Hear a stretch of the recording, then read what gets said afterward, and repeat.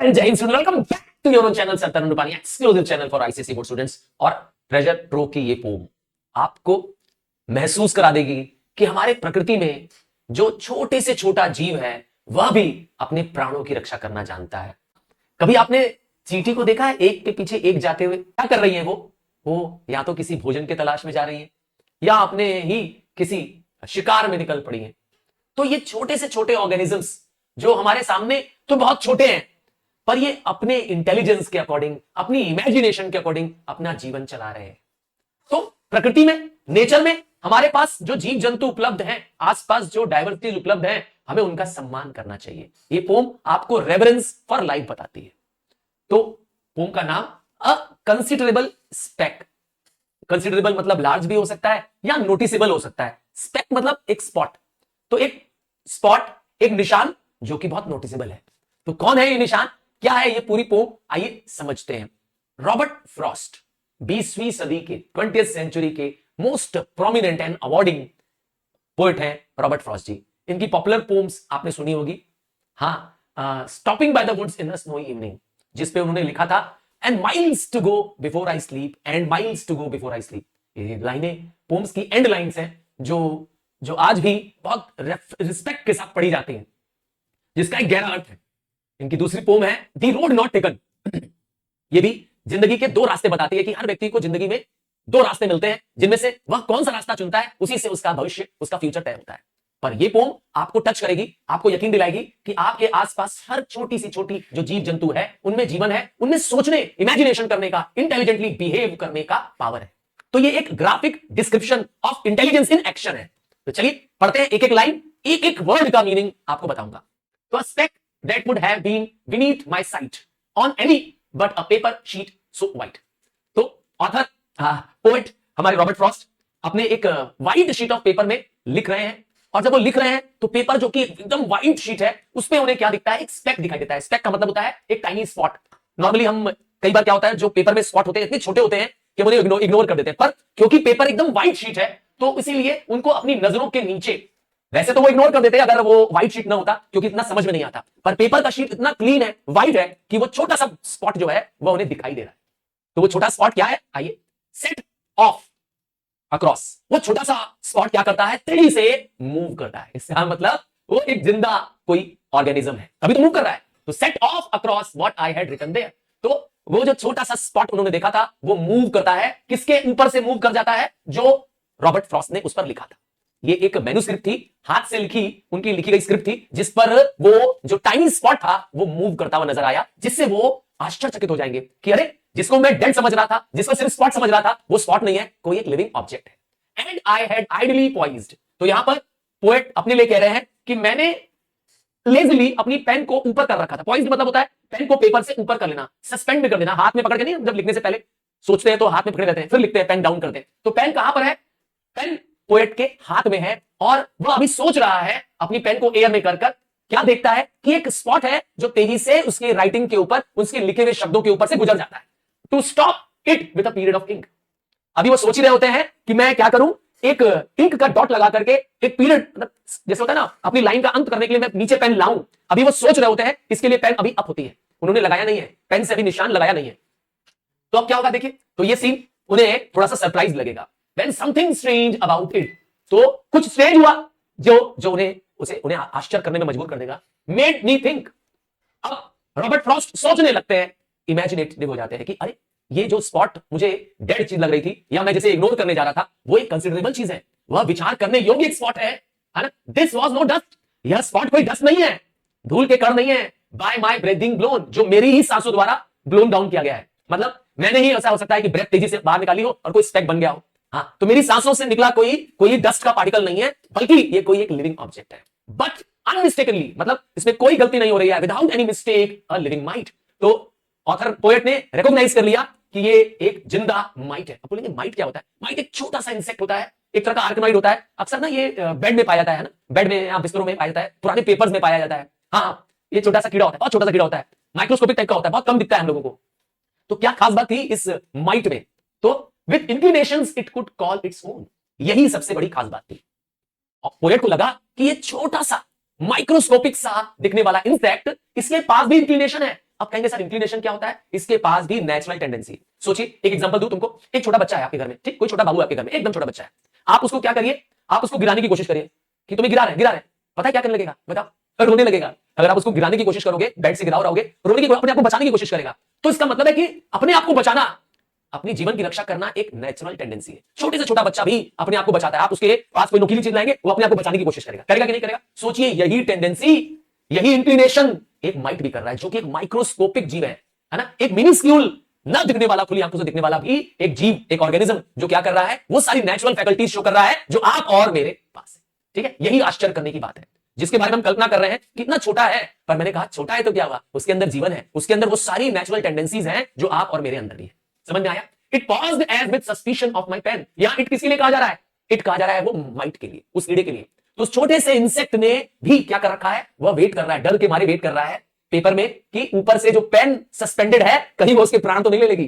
समझ गया ना? क्योंकि माइट तो बहुत छोटा सा जीव है, पेन से तो, समझ गया? तो वो पॉज करता है, शक में रहता है। देखिए, आप और मैं भी ऐसा ही बिहेव करते हैं जब हमारे पर कोई प्रॉब्लम आती है। क्या कहते हैं? तो उसे डर लग रहा है, किसको? उस माइट को, पेन का डर है उसको। And then came racing wildly on again. और उसके अपने बचाने के लिए क्या कर रहा है? वो तेजी से रेस करता हुआ पेपर के एक एंड से दूसरे एंड की तरफ वो माइट भागता है, जिससे पता चलता है कि उसके अंदर हमारी आपकी तरह सोचने की क्षमता है, इंटेलिजेंस पावर है, अपने आप को बचाने का डेस्परेट अटेम्प्ट कर रहा है। वो पूरी कोशिश कर रहा है वो माइट कि अपने जीवन की हम रक्षा कर सके। तो क्या प्रूव हुआ? प्रूव ये हुआ कि उसके अंदर इंटेलिजेंस है, एबिलिटीज है, वही फैकल्टीज है जो आप और मेरे अंदर है। देखिए प्रभु, देखिए ईश्वर की शक्ति, छोटे से छोटे जीव में भी क्या कर रखा है उन्होंने, वही एबिलिटीज दे रखी है जो आप में और मेरे अंदर है। To where my manuscript was not yet dry. तो अब ये माइट तेजी से क्या करता है? मूव करता है, तेजी से दौड़ता है अपनी आप अपनी जान बचाने के लिए, पेन से बचने के लिए, कि ताकि पेन से उसको न मार दिया जाए। वह तेजी से एक एंड से दूसरे एंड दौड़ता है, और दौड़ते समय उसे उसका जो मैन्युस्क्रिप्ट है, जिसमें उसने पेन से लिखा हुआ है, वहां पर पहुंच जाता है जहां पर वो ड्राई नहीं है। इसका मतलब है अभी वो क्या कर रहा था ऑथर, सॉरी पोएट, ये इस मैन्युस्क्रिप्ट को भी लिख रहा था, तो वहां पर भी पेन वेट है, मतलब कि वहां पर पेन का जो मार्क है, डैम्प है वहां पर, तो वहां वो पहुंच जाएगा माइट, जहां पर अभी पेन की गीली इंक है। देन पॉज्ड, तो ये वहां फिर रुक जाएगा might again, and either drank और स्मेल्ट। तो जहां पर इंक ड्राई नहीं थी, जहां पर पेन की इंक वेट थी, वहां वो माइट रुक जाएगा और रुक करके टेस्ट करेगा। क्या टेस्ट करेगा? ये टेस्ट करेगा, हो सकता है वो ड्रिंक कर ले उस इंक को, और या तो उसकी खुशबू ले ले, मतलब स्मेल या टेस्ट करके वो बता लेगा कि ये कैसा है। पर क्या होगा, देखिए रिएक्शन उसका, इस इंक को ड्रिंक या स्मेल। क्या किया? क्योंकि दूर से तो देखिए वो माइट बहुत छोटा है, तो वो पोएट को समझ में नहीं आ रहा है कि उसने क्या किया, इसलिए और लिखा है। या तो ड्रिंक किया होगा उस इंक को, या तो उसकी स्मेल से उसने रिएक्शन दिया। क्या रिएक्शन दिया? देखिए, विद लोथिंग। लोथिंग मतलब होता है नापसंद करना, हेट करना, डिसलाइक करना। तो इंसेक्ट को उसकी महक, उसका स्वाद पसंद नहीं आ रहा है, और again it turned to fly. Fly मतलब उड़ना नहीं है यहां पर, फ्लाई मतलब होता है तेजी से इंसेक्ट क्या करता है? भाग जाता है। और अब वो माइट फिर भागता है। देखिए क्या पता चल रहा है कि it is a desperate attempt to save oneself. Mite में ईश्वर ने जीवन दिया है, अपने आप को बचाने की क्षमता दी है। तो अब देखिए क्या होगा, अब पोएट को क्या आश्चर्य होगा, plainly with N intelligence I dealt. तो उसे लगता है कि मुझे भी इस इंसेक्ट के साथ इंटेलिजेंस से बिहेव करना चाहिए। क्या से क्या बिहेव करेगा? देखिए, it seemed too tiny to have room for feet. मतलब उसे लगता है कि माइट इतना छोटा इंसेक्ट है, इतना छोटा इंसेक्ट है, क्या इसके पास पैर भी होंगे? जब इसका बॉडी नहीं दिख रही है हम लोग को ठीक से, अब इसके पैर होंगे क्या? पर है। कहता है इट सीम्ड टू टाइनी, ये बहुत छोटा है, मिनिस्क्यूल है, माइक्रोस्कोपिक है, to have room for feet, मतलब पैर होने की गुंजाइश है क्या इसमें? तो उसके पास पैर नहीं होते तो भागता कैसे? तो उसके पास फीट है। येट मस्ट हैव हैड, क्या है? इस माइट के पास फीट है, और वो भी कंप्लीट सेट ऑफ फीट है। जो फीट उसे चलने में मदद करते हैं, वो सब कुछ उसके पास है, तभी वो चल और दौड़ पा रहा है माइट, जिससे उसका लिविंग होने का प्रमाण मिलता है। और उसका भागना ये प्रमाण देता है, ये प्रूफ देता है कि उसके अंदर इंटेलिजेंस है, उसके अंदर टेंडेंसी और इंक्लिनेशन टू लिव है। आइए और समझते हैं। To express how much it didn't want to die. पता चलता है कि वह मरना नहीं चाहता है। मैंने कहा आप और मैं भी। सोचिए, इमेजिन करिए, आप कहीं ऊंचाई पर है, और ऊंचाई से आप देखते हैं तो आपको डर लगने लगता है, तो आप अपने आप को क्या करते हैं? किनारे कर लेते हैं। तो जहां भी कहीं खतरा होता है, आप अपने आप को बचा लेते हैं। तो माइट भी वही कर रहा है। अभी उसके प्राण को खतरा है, उसे लग रहा है कि पोएट की पेन कहीं उसे दबा ना दे, या पोएट ही उसे कहीं मार ना दे, तो वो अपनी पूरी कोशिश कर रहा है अपने जीवन की रक्षा करने की। It ran with terror and with cunning craft. तो सारा प्रयास कर रहा है माइट अपने आप को बचाने का। बहुत छोटा सा जीव है, फिर भी वो पूरी कोशिश करता है। पूरे टेरर तो उसे डर होता है, उसे डर है अपने जीवन का, पर वो कनिंगली मतलब क्लेवरली, चालाकी से छुपने की कोशिश करता है, चालाकी से चुपचाप भागने की कोशिश करता है, ताकि पोएट की नजर उससे बच जाए और वो भाग जाए। पर ऐसा हो नहीं पाता है। क्यों? क्योंकि व्हाइट शीट ऑफ पेपर में वह क्लियरली विजिबल होता है। व्हाइट शीट है ना, और वो स्पॉट जो है वो क्लियरली उसमें विजिबल हो रहा है, तो वो फॉल्टर करता है बेचारा। अब वो माइट जो है डरा हुआ है, वह घबरा जाता है, वेवर करने लगता है, मतलब हेजिटेट करने लगता है कि कहां भागू। थोड़ी देर के लिए क्या कर जाता है? एक ही जगह आकर के ठहर जाता है। It could see I could see it hesitate. और उसकी इस सारी फीलिंग्स को, इस सारे उसके इस एक्शंस को पोएट जो है वो समझ पाता है। पोएट के अंदर जो फीलिंग्स है वो उसकी फीलिंग को समझती है। वो माइट के हेजिटेशन को, माइट के डर को वो सब समझ रहा है। पोएट वो समझ रहा है कि माइट अपने प्राणों की रक्षा करना चाहता है। वो समझ रहा है कि इस समय माइट अब परेशान हो चुका है, अब उसे रास्ता नहीं दिख रहा है। अब वो पॉज कर जाता है कि अब मैं क्या करूं, क्या ना करूं। पोएट ये सब भावनाएं, ये सब फीलिंग ऑफ दी उस माइक्रोस्कोपिक क्रिएचर को फील कर पाता है, महसूस कर पाता है। मैंने कहा आप और मैं भी अगर वहां होते तो शायद ये चीजें महसूस कर पाते। अब देखिए, then in the middle of the open sheet, अब वो जो माइट है, जो उसने अपनी पूरी कोशिश कर ली अपनी प्राणों की रक्षा करने की, वो भागता है, दौड़ता है, पर अपने आप को बचा नहीं पाता है। अब वह माइट ठीक बीच में पेपर के अपने आप को बेंड कर लेता है। ठीक है ना, लिखा है ना, इन the middle of the open sheet क्या करता है, कोवर करना। कोवर मतलब होता है क्राउच डाउन इन फियर, डर के मारे क्या कर देना, बैठ जाना, क्राउच कर जाना, नीचे बैठ जाना। मतलब ये मानते हुए कि मैं हार गया, अब मैं हार गया, अब जो मर्जी है मालिक कर लो मेरा। मतलब डेस्परेशन करना, मतलब होपलेस हो जाना। इस समय माइट होपलेस हो चुका है, उसने अपनी पूरी कोशिश कर ली है अपनी प्राणों की रक्षा करने की, पर उसे बचने का कोई रास्ता नहीं दिखता है। तो वह पेपर के ठीक बीच में आकर के कोवर डाउन, बेंड डाउन होकर बैठ जाता है, टू एक्सेप्ट, यह मान लेता है कि जो उसके भाग्य में लिखा होगा, whatever I accorded it for of fate, मतलब क्या पोएट करेगा उसको वो तैयार है। अब माइट अपने फेट के लिए, माइट को अपने भाग्य पर क्या करना है, पोएट के ऊपर छोड़ देना है कि जो पोएट चाहेगा वही मेरे भाग्य में होगा। भाई छोटी से जीव की तो सारी शक्ति खत्म हो चुकी है, और अब पोएट चाहे तो उसे मार सकता है, पोएट चाहे तो उसे छोड़ भी सकता है। देखिए क्या करेगा पोएट, देखिए पोएट क्या करने वाला है। I am none of the tenderer than दाउ।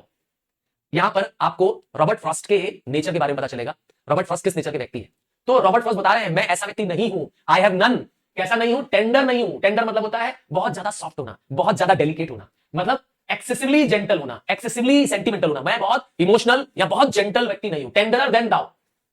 मैं बहुत सॉफ्टर, बहुत इमोशनल व्यक्ति नहीं हूं। किसी के भी बहकावे में आ जाने वाले व्यक्ति को कहते हैं बहुत सेंटिमेंटल व्यक्ति होना। किसी के रोने में रोना आ जाए तो ये व्यक्ति कौन है, किसी को रोता हुआ देखता है उसको रोना आ जाता है। हाँ, आपकी कभी कभी मम्मी सीरियल चल रहा होता है, कोई इमोशनल सीन आता है उसको रोने लग जाती है, तो समझ जाओ मम्मी आपकी क्या है, इमोशनल है, टेंडर है, बहुत बहुत सॉफ्ट है अंदर से। पर पोएट कहता है मैं ऐसा नहीं हूं, मैं एक्सेसिवली जेंटल और सेंटिमेंटल नहीं हूं, और न ही दूसरा क्या है, न ही मैं कलेक्टिविस्ट रेजिमेंटल लव वाला व्यक्ति हूं। इन दोनों में से ये कलेक्टिविस्ट मतलब होता है ग्रुप पावर, सबको एकत्र करना, मतलब पूरे ग्रुप को क्या करना, अपने अंडर में रखना। जैसे डिक्टेटर लोग होते हैं, जब कोई एक व्यक्ति क्या करता है, सारे लोगों को कमांड करता है, अकेले सबको अकेले लीड करता है वो, तो उस पावर को कहते हैं कलेक्टिविस्टिक। रेजिमेंटिंग मतलब होता है स्ट्रिक्टली कंट्रोलिंग, सबको रूल्स के अकॉर्डिंग क्या करना, कंट्रोल करना। जैसे आप एग्जांपल ले सकते हैं करंट वर्ल्ड में पुतिन है, या आपने साउथ कोरिया के एम्परर का नाम सुना होगा ना, किंग जॉन, है ना, किंग जॉन्ग उन। ये लोग कौन है, यही लोग हैं कलेक्टिविस्ट रेजिमेंटिंग लव, मतलब लोगों को सिंगुलरली, अकेला एक व्यक्ति पूरे ग्रुप को कंट्रोल कर रहा है, एक पर्टिकुलर नियम से, एक पर्टिकुलर रूल से सबको चला रहा है, एक तरह का डिक्टेटरशिप। तो बोला ये दोनों ही मुझे पसंद नहीं है, मैं दोनों ही ना हूं, ना तो बहुत सॉफ्ट हूं, ना तो बहुत हार्ड हूं, बहुत ज्यादा डिसिप्लिनरी वाला व्यक्ति हूं, दोनों ही ना हूं, दोनों तरफ का व्यक्ति नहीं हूं। मतलब पोएट जो है वो एक मीडियोकर व्यक्ति है, मतलब he is between the two paths, ना तो बहुत जेंटल है, ना सेंटिमेंटल है, और ना तो बहुत डिसिप्लिन्ड वाला है, बहुत कंट्रोल्ड और डिसिप्लिन लाइफ में, डिक्टेटर लाइफ में बिलीव करता है, नहीं, इन दोनों चीज में बिलीव नहीं करता है। वो इस बात में कमेंट भी करता है, देखिए क्या कहता है, with which the modern world is being swept। आज की दुनिया इसी के द्वारा स्वेप्ट की जा रही है। Today's world is being controlled, is being influenced by these two characters। कह रहा मैं इन दोनों के बीच का पाथ हूं, ना जेंटल हूं बहुत, और ना बहुत स्ट्रिक्ट या डिसिप्लिनेरियन वाला, रेजिमेंटल वाला व्यक्ति, दोनों में व्यक्ति नहीं हूं। बट अब देखिए अपने बारे में बता दिया कि किस नेचर का है। But this poor microscopic item, देखा माइक को क्या कह रहा है, microscopic item, now since it was nothing I knew evil of. तो उसे लगता है कि इस माइट ने, इस छोटे से इंसेक्ट ने कोई भी मेरे साथ इवल नहीं किया, कोई भी मेरे साथ नुकसान नहीं पहुंचाया, मुझे परेशान नहीं किया, I let it lie there. तो माइट ने अपने आप को क्या कर दिया था, किसके हवाले छोड़ दिया था, पोएट के हवाले छोड़ दिया था कि अब मैं कोवर डाउन कर रहा हूं, अब मैं बेंड डाउन कर रहा हूं, जो तुम्हें करना है कर लो, ठीक है। और पोएट ने क्या किया, रॉबर्ट फ्रॉस्ट ने क्या किया, रॉबर्ट फ्रॉस्ट ने बोला कि जब इसने मुझे नुकसान नहीं पहुंचाया, इसने मुझे तकलीफ नहीं दी, तो मैं उसे क्यों मारूं, तो मैं भी क्या करता हूं, उसे छोड़ देता हूं, लेट इट लाई, पड़ा रहने दो वहीं पर जहां वो पड़ा है, वहीं उसको कोवर डाउन करने दो, till I hope it's left. और उसे उम्मीद थी कि क्या करेगा, वहां जाकर माइट क्या करेगा, कामली, पीसफुली रिलैक्स कर जाएगा, उसका डर उसके अंदर से चला जाएगा। कहते हैं ना स्लीप में आपको क्या मिलता है, आपके डर से, आपके सारे फीलिंग्स से आपको मुक्ति मिल जाती है। तो वो माइट को मारता नहीं है, सजा नहीं देता है, बल्कि उसको क्या करता है, आराम करने देता है, पीसफुली अपने कह सकते हैं रिगेन करने देता है, उसको स्लीप करने को अनुमति दे देता है। अब देखिए क्या होगा, I have a mind, this paragraph, this last stanza is very very very important, ठीक, थोड़ा ध्यान सुनिएगा। I have a mind myself and recognise. तो अब जो पोएट है वो अपने आप से कहता है कि मैं जो खुद सोच सकता हूं, मेरे पास इंटेलिजेंस है, मेरे पास इमेजिनेशन है। भाई आपका दिमाग क्या करता है, आपको इंटेलिजेंस देता है, इमेजिनेशन देता है, रीजनिंग पावर देता है, एबिलिटी टू डिसाइड करने के लिए देता है, सारा कौन करके दे रहा है आपको, आपका माइंड।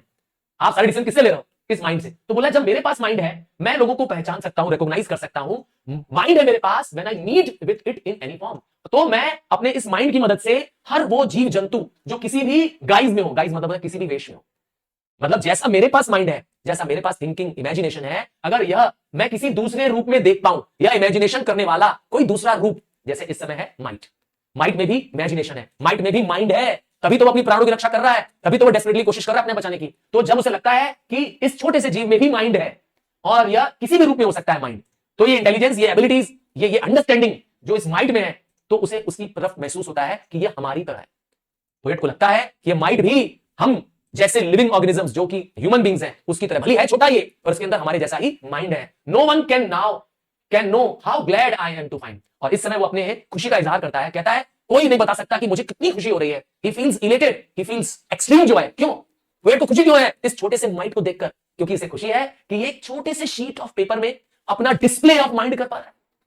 मतलब एक छोटे से शीट ऑफ पेपर में उसे जीवन के दर्शन हो रहे हैं, उसे सोच, उसे इंटेलिजेंस, उसे एबिलिटी टू प्रूव लाइफ, ये सब दिखाई दे रही है एक छोटे से शीट ऑफ पेपर में। तो इस डिस्प्ले ऑफ माइंड को, इस जीवन के दर्शन को, इस इमेजिनेशन पावर को, इस इंटेलिजेंस को वो अपने एक छोटे से पेपर में देख पा रहा है, इसकी उसे खुशी है। एक छोटे से पेपर में एक जीव जंतु को जीते हुए देखना, उसका इंटेलिजेंसली बिहेव करना, यह देख करके उसे बहुत खुशी मिलती है। So this brings to the end of the poem a considerable speck. तो आई एम श्योर कि आप अब कभी रास्ते में चल रहे होंगे और किसी छोटी सी चींटी या किसी छोटे से जीव जंतु को पैर से नहीं दबाते हैं, और आप जब छोटे थे तब आपको ये लगता था कि अरे ये जो चींटी है ना, अगर इसको दबा देंगे तो चींटी मर जाएगी। हाँ, कभी अगर आपने अपने गलती से जाने अनजाने किसी जीव जंतु को, किसी मच्छर को, किसी चींटी को मारा, तो मन में दुख आता था कि अरे ये मैं क्या कर रहा हूं, मैं गलत कर रहा हूं। तो यही feeling, respect for each form of life, यह ईश्वर ने जो धरती में विविध रूप बनाए हैं, जिनमें सोचने समझने की क्षमता है, इंटेलिजेंस है, अंडरस्टैंडिंग पावर है, इनका हमें सम्मान करना है। तो this brings to the end. Bye, take care. और किसी लेसन को समझना हो तो बस चैप्टर का नाम लिखो, आगे लिख दो बाय सर तरुण पानी।